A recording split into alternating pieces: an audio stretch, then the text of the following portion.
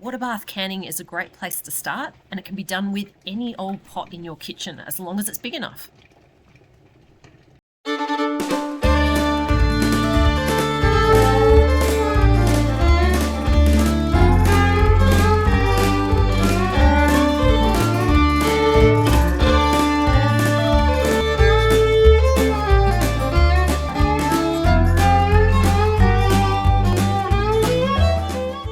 G'day, it's Rachel here from Bush Edge Homesteading Australia, and welcome to our water bath canning video in our Canning Basics series. This is a full series where we're covering water bath, steam and pressure canning, but in this one we're going to go through the step-by-steps on how to use a water bath canner. Water bath canning is used when you want to preserve foods that are high in acidity in jars like this one here. So this is some strawberry jam that I've done earlier, or as I'm going to demonstrate with you guys today, something like our apricot jam that I have, well, it's not quite bubbling away, but hopefully it will start bubbling away soon. And what we do is we basically put that in a pot with lots of boiling water. The water will move around our jar in our canner. That heats up the food that's in the jar. And when it does that, it kills off all the bad bacteria and microorganisms that can be in those foods. And it also creates a bit of a seal on your jars as well. And I covered a lot of this in the very first video in this series where I did a bit of a intro on things like jars and lids and kind of how all that works. So if you want to know more about that, you might want to check out that very first video that we did. Now, the cool thing about water bath canning is that you can pretty much use any big pot that you might have. It just needs to have a couple of key characteristics. The first is that you need a way to keep the jars off the bottom, and that's just so they don't jostle around on the bottom, also so they don't sit and get hot spots on the bottom, because those sorts of things can cause breakages of your jars. So if you've got something like this pot here, where this one's actually got a little steamer sort of basket, and that keeps your jars off the bottom, that there is actually a perfect thing to use as a water bath canner. Now, another thing you need to keep in mind though, is that you also need sufficient depth. And you need depth so that when you put your jar in, you've got a good, 2, maybe 3 centimeters of water over the top. And that's so that the water is circulating all the way around your jars to heat them up. Now, this one here, even though it kind of looks like it might be big enough, this lip here is actually kind of down here. And to be honest, I actually don't have enough depth. I would probably only be able to fill it to about here, which should be only just probably a smidge over the top of the jars. This one here actually works quite well if I'm doing half pint jars. But today, for my apricot jam, I want to do pint jars, which is this size here, which means I'm not going to be able to use this insert. But I do have another little hack that I'll show you so that I can still use this pot. So the hack I'm going to show you guys is actually using a tea towel. And in this circumstance, what I'll do is I'll take this out so that I can get my depth back. And if I pop that in now, you can see that I've got a lot more height that I can work with. But I don't want my jar sitting on the bottom because, as I said, I can break jars if I put it directly in and it starts jostling about. So what I'm going to do is actually put in a tea towel. And that will lift my jars off the bottom. And it also kind of gives them a little bit of protection as well so that they don't jostle about too hard and smash essentially against the sides or bottom of my pot here. So that will give me the equivalent of kind of a little rack in the bottom. If you've got like a cake rack or something like that that fits in the bottom of your pot, that can also be perfect too. All right, so now that I know I've got the depth, I know my jars are going to be off the bottom of this pot, what I want to do is put in some water. So I'll take this over to the sink and fill it up. Now, I'm filling this up with my hot water tap. I'm not eating or drinking any of the water that's going into this pot, so it doesn't matter if it's coming out of my hot water service. And I'm going to want to heat it up anyway on the stovetop until it's at a boiling sort of level. So why not use hot water to make that all a little bit quicker? There's our pot full of water on the stove, and I'm just going to turn the stove on to the highest heat because I want that to come up to a boil. Now, I'm obviously still a fair way off putting my apricot jam in jars, but I can use this time to get the water up to a boil because with this particular recipe, I'm going to be putting hot jam in jars into this water. So I also want this water to be nice and hot. If I put a cold product into hot water, my glass can break. Similarly, if I have this water cold and I put my jars in here whilst this product's nice and hot, again, they can break. So just keep in mind, hot jars go into hot water and cold jars go into cold water when you're doing canning projects. All right, we're just going to leave this now until it comes up to the boil, and I've got my apricot jam in the jars. Now, whilst that continues bubbling away, I'm just going to clean my jars. I did start rinsing them earlier, and also put in a bit of dish soap. Because this recipe has a long enough processing time, so basically any processing time greater than 10 minutes, you don't need to sterilise the jars. I just need to give them a good clean with soap and water, and then they'll be ready to fill.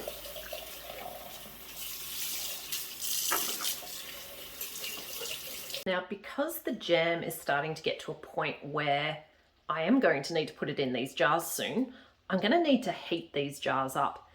If I put hot jam into these jars at the moment, there is a risk the jars could break, and that's because these jars are pretty cool. So I need the jars to be warm, or quite hot actually, before I put in the hot jam.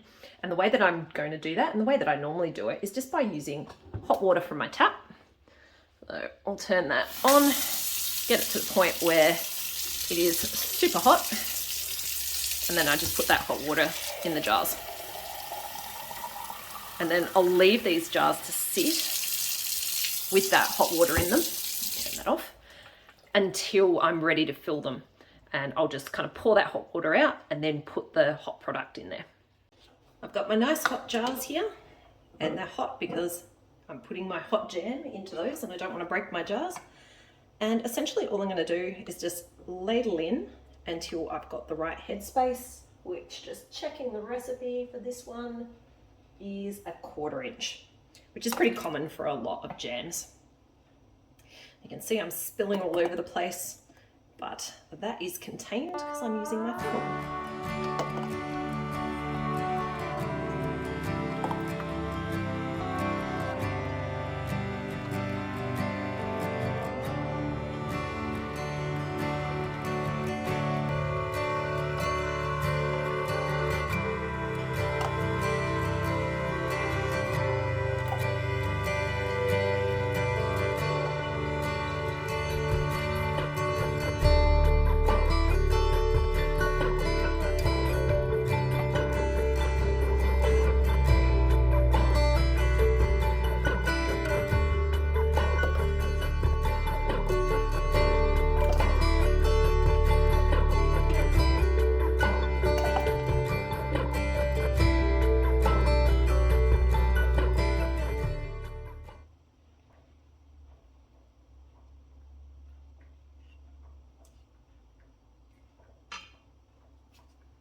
So I'll just give a test of the headspace. So with this one, we want the 1/4, so it's to here. Sorry, to here. And you can see that one there is a little bit short. Not the end of the world. We just grab a little bit more of this one and fill that up a little bit more.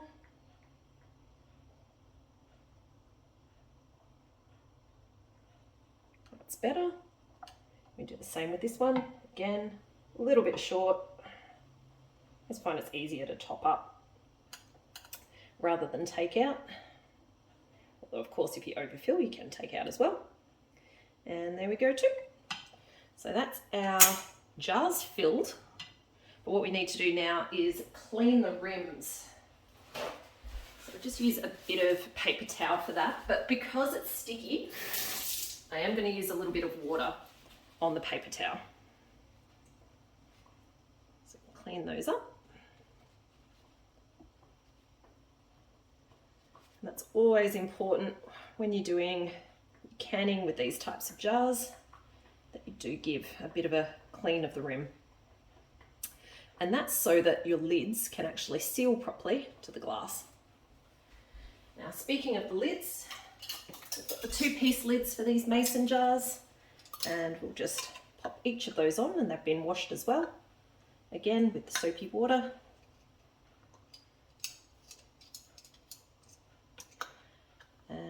And once those lids are on, the rings go on. And we just want to make those finger tight. And to be honest, it's harder to do much more than finger tight when they're as hot as these jars are. Kind of helps you keep to the rule.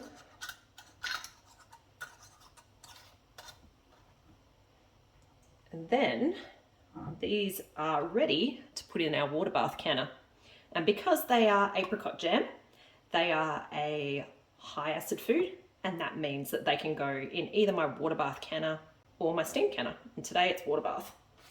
To put these in the water bath, I'm going to use my jar lifting tool, and that's because these jars are hot, and also this water that I'm going to put these in is also hot. Now you can see our tea towel has lifted a bit, but that's okay because the jars will actually hold that down. Now that boil is a bit too vigorous, so I am actually going to turn that down a bit. You need a rolling boil, but you do not need a crazy boil like that. All right, let's get the other ones in, and then we'll make sure that the height is actually right in there, because I think we may actually need to add a little bit more water. That's 2. I always try not to overfill the pot because obviously you've got displacement. The jars are going to displace some of the water, but in this particular instance, there's definitely not enough in there, so we do need to add a bit more water. So let me get the kettle and fill that up the rest of the way. Now remember, we need to ensure we've got 2 to 3 centimeters over the top of each of these jars. Do need to add a bit of water in.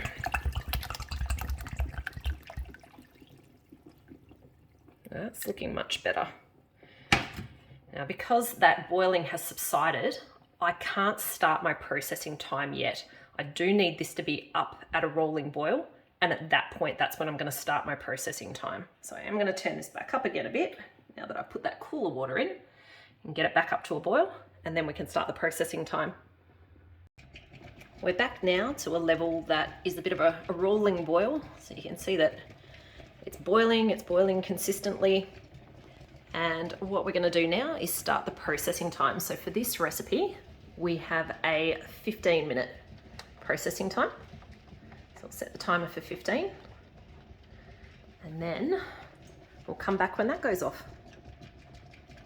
With water bath canning, you want to start your processing time when you get what's called a rolling boil. So you can see here that there's a fairly consistent boil. It's definitely boiling, but it's not jostling our jars around too much and causing a risk of breakage.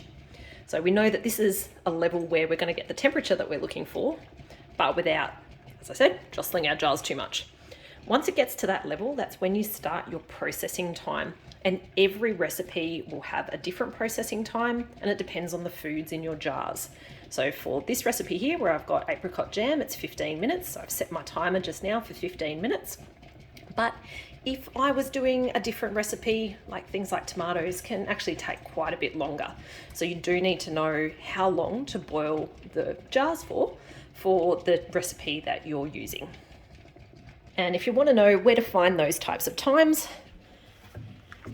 as I mentioned in the first episode of this canning series, things like the Blue Book or online resources like foodpreserving.org or the National Centre of Home Food Preservation, that will give you recipes, and not only the recipes, but it will also talk about the time that you need to process things for. Whilst this is processing, you do want to keep a bit of an eye on it just to make sure that it doesn't start boiling too hard. And I am going to turn that down just a little smidge. But also that it doesn't stop boiling, because one of the things with your water bath canning is if it stops boiling during your processing time, you do actually need to start your processing time again. So you do want to make sure that you're kind of maintaining your heat during the water bathing process.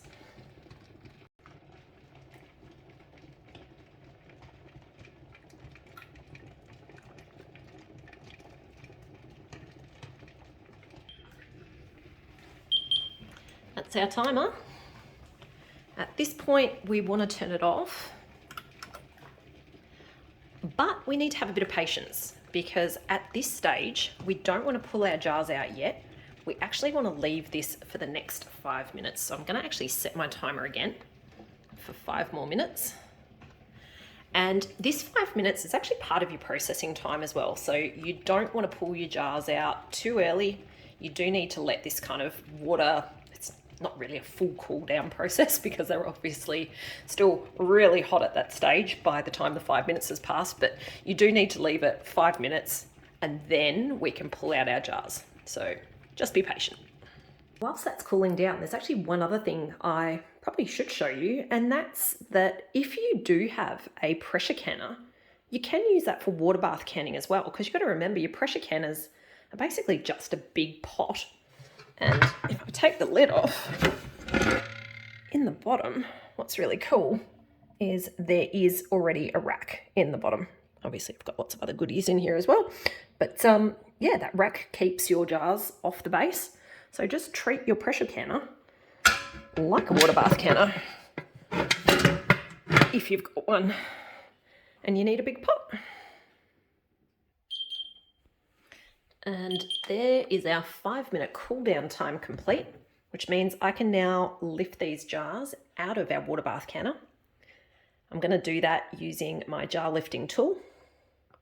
And when I pull them out, I'm going to go pop those on a wooden chopping board that I have. And the reason for that is you don't want to put hot jars. Oh, ping, love that sound. That's the sound of your lid going down and kind of a good sign that that seal's happening. Sorry, got distracted there. You don't want to put your hot jars on a cold surface because you can actually break your jars. Ping, there we go again. Sorry, I get distracted. Again, you don't want to put your hot jars on a cold surface because you could break your jars just with the thermal shock of the glass. The other thing is these jars are super, super duper hot. So if you put those on a surface like, a wooden bench like this here, you can actually scald your surfaces. So that's why something like one of these wooden chopping boards is really good. All right, let's get the last jar out. And let's see if we can hear the ping with this one if it hasn't happened already. I think this one may have already have done it. We have a double ping before. Maybe. All right. Once you've pulled your jars out of the canner, all you want to do is leave them on the bench for 24 hours. You don't want to touch them at all because you'll disturb those seals that you've worked so hard on. And then the next day, just come along like I am here and remove those rings and pop your jars away for storage.